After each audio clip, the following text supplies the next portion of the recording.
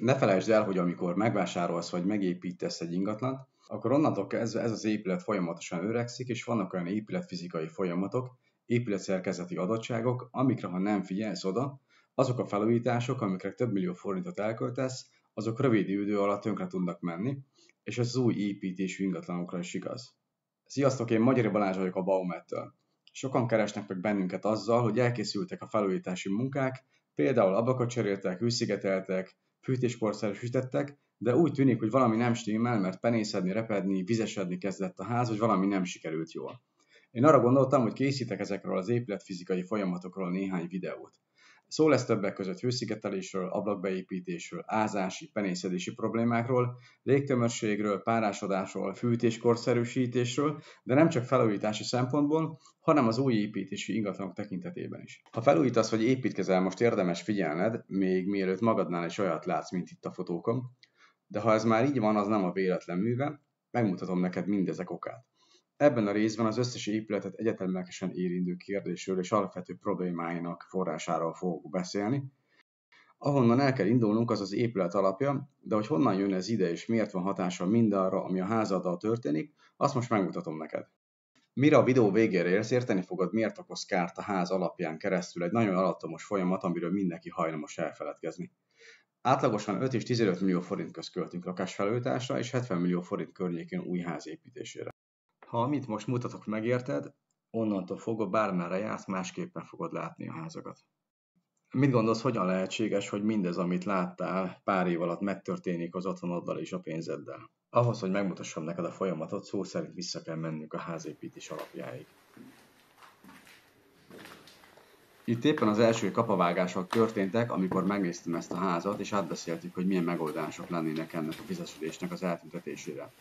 És itt, ha látjátok, mutatom mindjárt a parkettán, van bizony jele annak, hogy jelentős vízmennyiség közlekedik.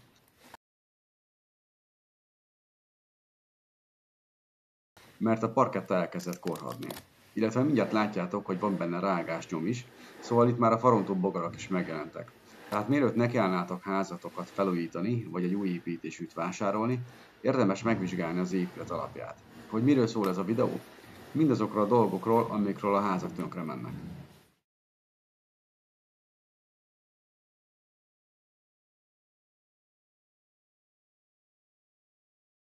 Mindenki tudja, hogy a ház alapjának van egy nagyon fontos szerepe, ez pedig egyszerűen fogalmazva az épület tartása, azaz tartószerkezeti szerepe van.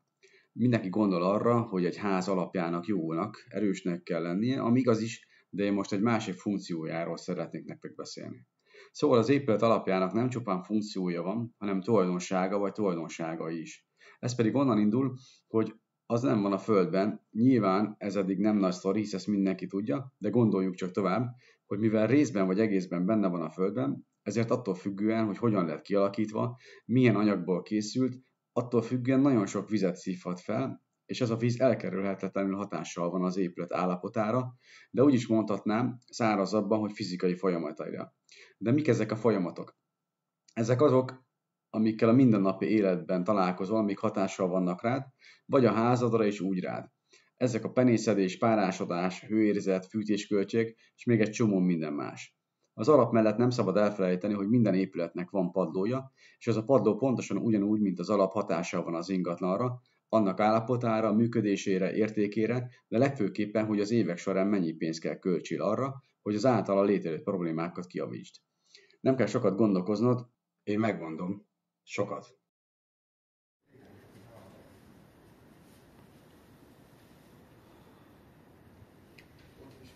Amit ezzel az egészen mondani szeretnék az az, hogy az épületbe jelentős mennyiségű víz juthat be kívülről.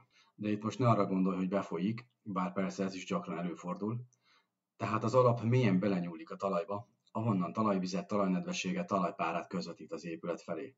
Persze most gondolhatod, hogy igen, ez az, amikor arról beszélünk, hogy ázik az épület, és egyébként teljesen igazad van, viszont nem szabad megfeledkezni arról, hogy ez egy olyan folyamat, ami nem csak azt befolyásolja, hogy esetleg lepereg a festék vagy a vakolat, esetleg ázás helyén penészedés lép fel belül, hanem konkrétan az egész épület működésére hatással van, tehát minden egyes folyamatát befolyásolja, még a tető szerkezetét is. Csináltam is erről egyébként egy videót nemrég, de vissza a folyamat elejére. Tehát az épületek alapja attól függően, hogy milyen építőanyagból készültek vagy készülnek, például kisméretű téglából, kőből, vályokból, csömöszölt betonból, vagy például sóskúti kőből, vagy ha a modern verziókat nézzük, akkor vasbetonból, zsalókőből, pincefalazó elemből, stb. És attól függően, hogy a talaj mennyi vizet tartalmaz, jutott vizet az épületbe. De mitől függ még, hogy ez a folyamat hogyan zajlik le? Fontos, hogy a ház alapja csatlakozik a falazathoz, a padló szerkezetéhez, amitől jó esetben a vízszigetelés elválasztja. Ez is lényeges kérdés, mert hatással van a falakra, meg önmagában a padlóra. De még kicsit vissza az alaphoz, tehát az alap ezen folyamata függ annak mélységétől, anyagától, a talajban található víz mennyiségétől és a vízszigetelő anyagtól, amit használunk vagy használtunk, amikor épült a ház. Ez a vízszigetelés vagy működik, vagy nem, vagy készült, vagy nem. Tehát ebben a rendszerben fontos szerepe van a vízszigetelésnek, de egyelőre még maradjunk az alapnál, meg még nem akarok erre kitérni, most az alap működéséről beszéljünk. Lényeg a lényeg, hogy többek közt a felsoroltak függvényében rengeteg vizet képesek ezek a szerkezetek szállítani. Amikor elindul egy ház felújítása, és nem győződünk meg arról, hogy az alap milyen állapotban van, mennyi vizet juttat a házunkba, és ennek a bejuttatott vízmennyiségek nem biztosítunk kiutat, vagy nem gátoljuk azt, akkor következnek be azok a problémák, amik miatt naponta hívnak bennünket, hogy például penészedik az ingatlan, magas a pártartalom, és ez még csak a kisebb probléma. Nem szabad megfeledkezni arról sem, hogy az épület padlója is ugyanígy érintett ebben a folyamatban, tehát ugyanúgy, mint az alap, a padozat is azt befolyásolja, hogy milyen lesz a végeredmény. Logikusan következik mindenből, hogy azok az épületek, amik pincézettek, egy kicsit másfajta rendszerben működnek. Nézd csak meg ezt a fotót, egy hétköznapi családi ház, hétköznapi pincével, és a gerendák el vannak rozsdásodva, azaz jelentősen veszítettek a tartószerkezeti szerepükből. Pedig az a levegőben van, nem is éri annyi víz, mint a benne lenne a földben. Gondold el, mi történik azokkal a betonacél anyagokkal, amiket gondatlanul készítenek el, például mondjuk egy sávalapnak a vasszereléséről beszélek. A vékony keresztmetszet miatt ezek sokkal hamarabb tönkre mennek, mint ezek a nagy gerendákat itt, amit a fotókon láttál. Nálad hogy készült egyébként? Nézd meg a kivitelezés alatt készült fotókat. Azt akarom mondani, hogy bármiből is épült a házad, elsődlegesen és gyakorlatilag az alapozáshoz felhasznált anyagok minősége, mennyisége és szerkezete fogja meghatározni azokat a folyamatokat, amik hatással lesznek az egész épületre, így rád is. Ezek fogják befolyásolni, hogy mi és milyen gyorsan fog tönkre menni.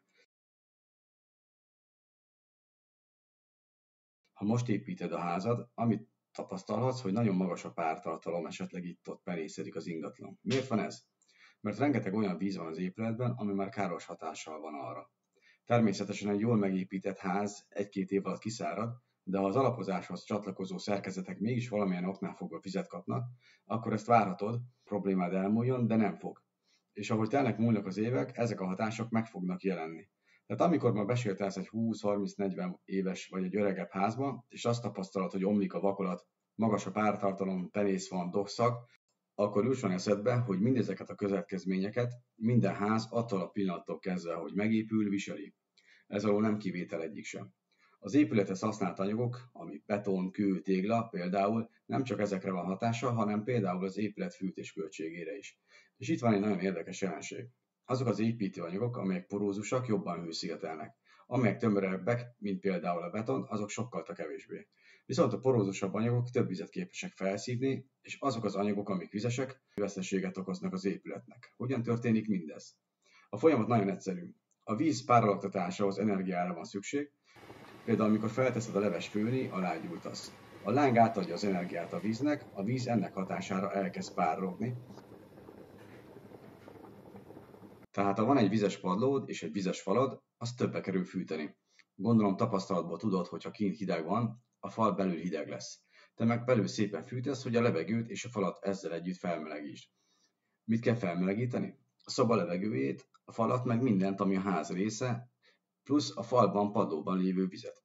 Ez a víz párolog, és ez a párologás pedig hőt von el. Azaz többet kell fűtened, mintha a falak szárazak lennének. És mi befolyásolja leginkább a falazatban lévő víz mennyiségét? Hát az, hogy milyen anyagból van, mennyi víz éri, és azok az anyagok, így a vízszigetelés, amiket arra használtunk, hogy a lakóteret elválasszuk a vizes résztől, milyen állapotban vannak. Én készítettem egy kis videót arról, hogy bemutassam, hogy mennyi energiát von el a párolgás. Ezen az eszközön, amit különböző mérésekre használok, látjátok a levegő külső hőmérsékletét Tempauta jelölve, ez 22,94 Celsiusok.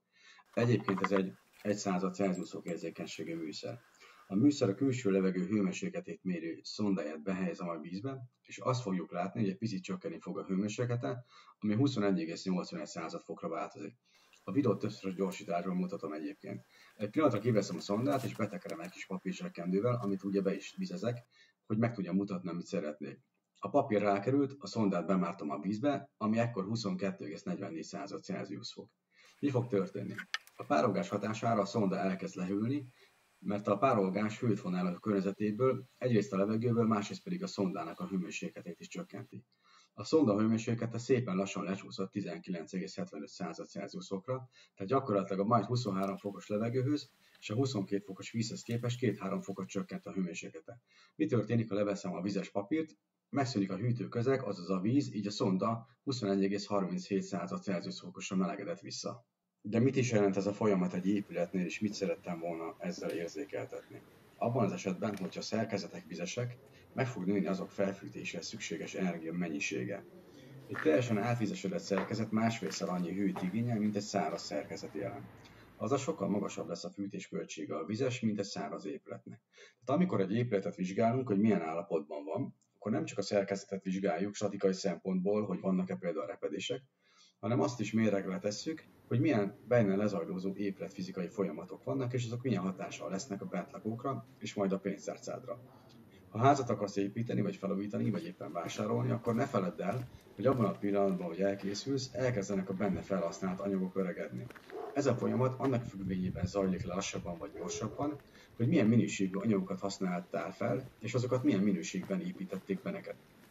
Aki kivitelezési konzultációs igénnyel vagy felújítási tanácsadás miatt keres meg, annak mindig elmondom, hogy csak akkor vegye meg a drága és jó minőségű építőanyagokat, ha azokat úgy építik be, hogy maximálisan ki lehessen használni azok képességeit. Akik építenek vagy felújítanak, azoknak azt tanácsolom, hogy próbálják meg megismerni, hogy egy épületet egyben kell kezelni, mert az egy olyan egység, amiben minden mindenre hatással van. Ha ismerjük, hogy mi a különbség egy könnyű szerkezetes vagy egy hagyományos falazatú ház között, mi hogyan működik, minek a következménye, akkor akár építünk, akár felújítunk, megértjük, hogy nem csak energiatakarékosabb, hanem olcsóbb, tartósabb, penészmentes és sokkal tovább jó minőségben maradó otthonokat tudunk létrehozni. Elvettem a dobozokat, és most látjuk, hogy a kis penész. Aha, itt megfolyik a víz. Ez a tócs, ezt tudom, hogy föntről csöpög a cső, de a belső az nem. Tehát a fekete cső, ami fölmegy ugye a tetőbe, azt tudom, hogy az azonnal csöpög. Aha. Azt tudom, hogy ezt szigetelni kell. Kondenzvíz. De az viszont nem. Aha. És ez itt hideg burkolat. Igen. 11,1, 11 fok volt. És szigetelve van. És ott meg penészes. Így van. Ha tetszett a videó és kíváncsi vagy a további részekre, akkor ne felejts el feliratkozni a csatornára és nyomni egy lájkot. Örülök, hogy velem tartottál, köszönöm.